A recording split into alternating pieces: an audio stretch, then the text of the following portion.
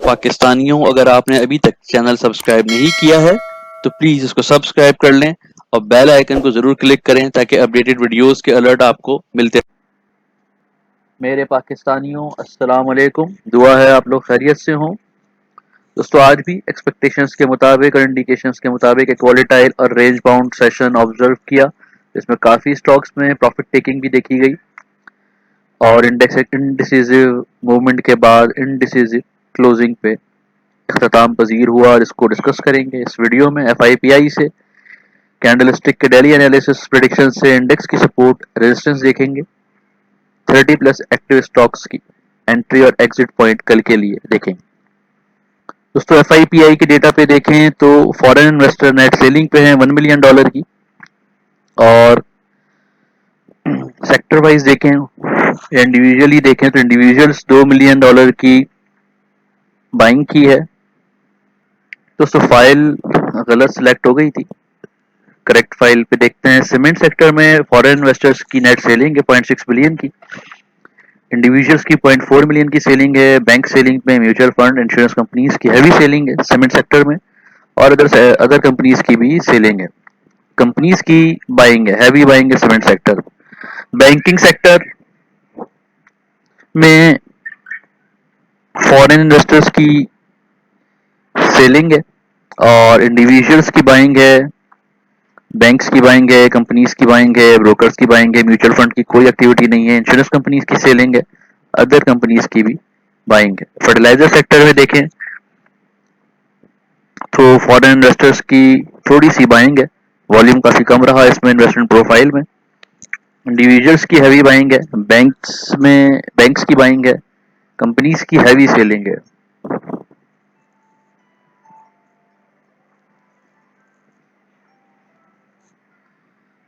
और mutual fund companies की heavy selling है, म्यूचुअल फंड्स की सेलिंग है, ब्रोकर्स की एक्टिविटी नहीं है। इंश्योरेंस कंपनीज की बाइंग है। कंज्यूमर सेक्टर, फूड सेक्टर है हमारा, इस पे देखें तो फॉरेन इन्वेस्टर्स की कोई इतनी एक्टिविटी नहीं रही। इंडिविजुअल्स की बाइंग है थोड़ी सी, और ब्रोकर्स की और कंपनीज की सेलिंग है। कोई बहुत ज्यादा बड़ी पोर्टफोलियो इन्वेस्टमेंट नजर नहीं आ रही फूड सेक्टर पे, जिसकी वजह से प्रेशर भी था। Oil and gas exploration sector में फॉरेन इन्वेस्टर्स की बाइंग दिखती है लेकिन वॉल्यूम कम है, और इंडिविजुअल्स की सेलिंग है, बैंक्स की सेलिंग है, म्यूचुअल फंड्स की हैवी बाइंग है आज भी, और अदर सेक्टर्स की भी बाइंग है, सेलिंग है। OMCs में देखें, ऑयल मार्केटिंग कंपनीज में भी फॉरेन इन्वेस्टर्स की बाइंग है, इंडिविजुअल्स की बाइंग है, बैंक्स की माइनर्स की बाइंग है। $0.1 मिलियन की कंपनीज की बाइंग है, ब्रोकर्स की सेलिंग है। म्यूचुअल फंड की कोई एक्टिविटी नहीं रही, अदर सेक्टर्स की थोड़ी सी बाइंग है। IPPs में जो हमारा पावर सेक्टर है, इसमें फॉरेन इन्वेस्टर सेलिंग पे है और इंडिविजुअल्स ने बाइंग की है। इसमें काफी ब्रोकर और इंश्योरेंस कंपनी, म्यूचुअल फंड भी बाइंग पे हैं, अच्छा साइन है ये। टेक सेक्टर में फॉरेन इन्वेस्टर्स की बराबर की बाइंग और सेलिंग है। टेक सेक्टर में प्रॉफिट टेकिंग और प्रेशर देखा, और लोकल प्रोफाइल में भी इंडिविजुअल्स की कोई एक्टिविटी नहीं है। बैंक्स की थोड़ी सी बाइंग है, कंपनीज की, बैंक्स की सेलिंग है, कंपनीज की बाइंग है। म्यूचुअल फंड्स की कोई एक्टिविटी नहीं रही है, वॉल्यूम भी कम रहा है मार्केट में। ब्रोकर्स की बाइंग है, सेलिंग है, और अदर कंपनीज की सेलिंग है। टेक्सटाइल सेक्टर देखें तो 0.2 मिलियन की बाइंग की और 0.5 मिलियन की सेलिंग की फॉरेन इन्वेस्टर्स ने। नेट वॉल्यूम 0.2 मिलियन की सेलिंग रहा, इंडिविजुअल्स की सेलिंग है। इसके अलावा बैंक्स की बाइंग है टेक्सटाइल में, कंपनीज की, म्यूचुअल फंड की थोड़ी थोड़ी बाइंग है। अदर सेक्टर जाएं तो अदर सेक्टर्स में फॉरेन इन्वेस्टर्स की सेलिंग है, इंडिविजुअल्स की बाइंग है, बैंक्स की सेलिंग है, कंपनीज की सेलिंग है, म्यूचुअल फंड्स की हैवी बाइंग है, ब्रोकर्स की सेलिंग है, और इंश्योरेंस कंपनीज की भी मुनासिब बाइंग है। तो अदर सेक्टर भी स्ट्रॉन्ग नजर आते हैं इस प्रोफाइल पे कल के लिए। अदर सेक्टर्स हैं, टेक्सटाइल है, अदर सेक्टर टेक्सटाइल और oil and gas exploration strong नजर आते हैं। नेक्स्ट साइड पे कैंडलस्टिक चार्ट देखते हैं। कैंडलस्टिक चार्ट पे एक और इनडिसिसिव साइडवेज और कंसोलिडेशन जो कैंडल शो करती है वो फॉर्म हुई है। एक रेंज बाउंड सेशन देखा जिसमें 40,400 का हाई बना और 40,100 का लो बना। 39,900 की सपोर्ट कायम दायम है और उससे इंडेक्स काफी ऊपर है, जो कहता है कि खतरे की फिलहाल कोई बहुत बड़ी बात नजर नहीं आ रही। कल भी डिस्कस किया था हमने कि 39,900 और 40,700 के बीच इंडेक्स इस वक्त रेंज बाउंड और वॉलेटाइल है और इस वक्त इंडेक्स जो है 39,900 से सपोर्ट लेके 40,184 के लेवल पे मौजूद है और डायरेक्शन थोड़ा सा इसका अपसाइड दिख रहा है और कल माइट भी हम एक पॉजिटिव मूव देखें इंडेक्स में।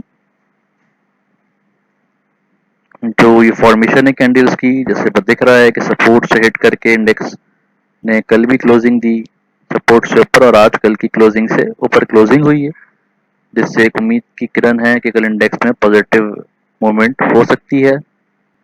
आरएसआई ने भी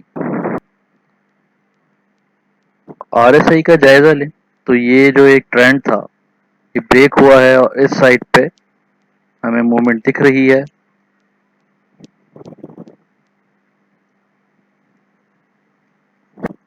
आरएसआई को देखें तो आरएसआई इस वक्त 73 पे मौजूद है और उसका डायरेक्शन तो चेंज हुआ है डाउन आते आते साइड वेज पे।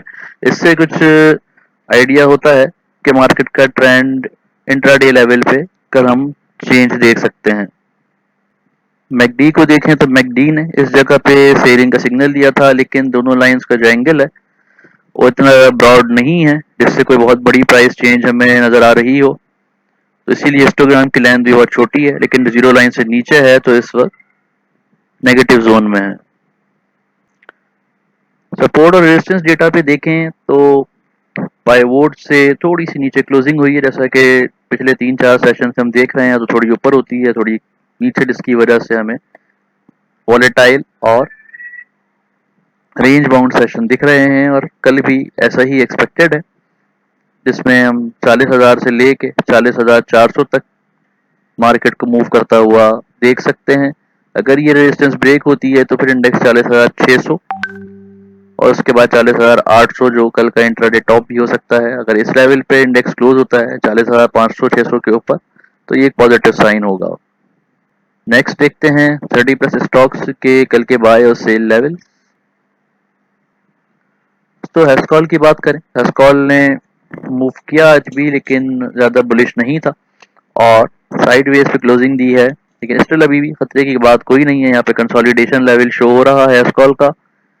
कैल ने थोड़ी प्रॉफिट टेकिंग देखी गई, एमएलसीएफ ने अपसाइड मूव किया, एफएफएल ने साइडवेज मूव किया और 13 रुपए का लेवल ब्रेक किया है। 1260 1263 पे इसकी सपोर्ट मौजूद है, 1270 पे। पीआरएल ने अपसाइड मूव किया, कल भी इसमें उम्मीद है कि अपसाइड मूव होगी।